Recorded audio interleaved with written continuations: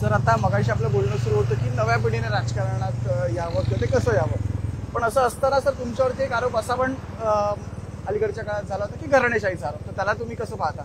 नाही, घराणेशाहीचा आरोप जो होतो तो 50 वर्षापासून आणि 50 वर्षापासून आजपर्यंत आम्ही टिकूनच आहोत.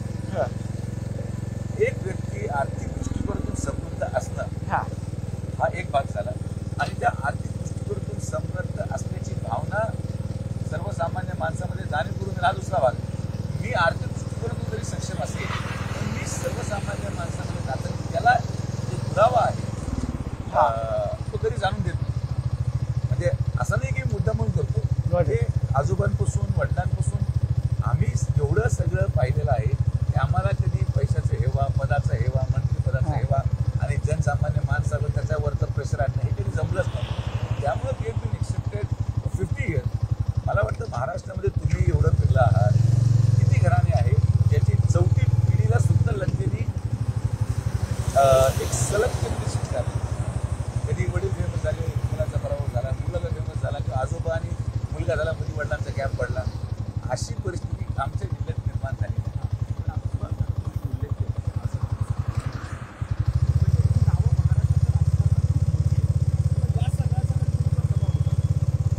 मला मी लहानपणापासून बाहेर असल्यामुळे मला स्वर्गीय बाळासाहेब विखे पाटील असतील किंवा आमच्या राधाकृष्ण विखे पाटील असतील यांचा एक कोणत्या पदावर आहेत आणि त्या पदावर मला काय मिळणार कधी विचारच देखील नाही.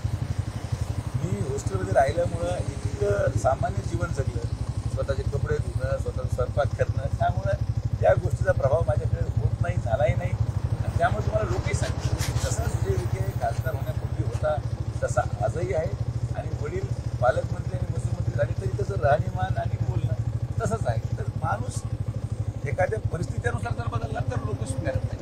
मला काही बदलत मला फरक नाही पडत नाही. तो तसा पर्सनल तसा विषय नव्हता. असा विषय होता की परफॉर्मन्स वाईज, कारण की ती मोठी नाव होती. म्हणजे आज तुम्ही पब्लिक डोमेनमध्ये आहात कामातून, म्हणजे मी हे आज काम करतोय, तर ते काम करत असताना काही तो दबाव जाणवतो का की अरे माझे आजोबा इतकं मोठं नाव होतं, मी जर हे केलं तर हे होईल, हे केलं तर हे होईल? तसं नाव असल्याचा सगळ्यात मोठा दोष आहे की लोकांची अपेक्षा फार मोठ्या असतात.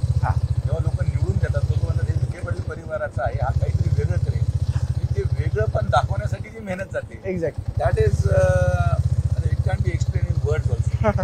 त्यामुळे आम्ही ते वेगळं पण दाखवलं. मला आनंद आहे की मी ते वेगळं पण दाखवू शकतो. आणि जे आज आपण चित्र पाहतो ते चित्र त्या अपेक्षापूर्तीचं आहे ज्या जनतेने माझ्याकडून 5 वर्षापूर्वी मतदान टाकताना एवढ्या संघर्षमय परिस्थितीमध्ये केलं.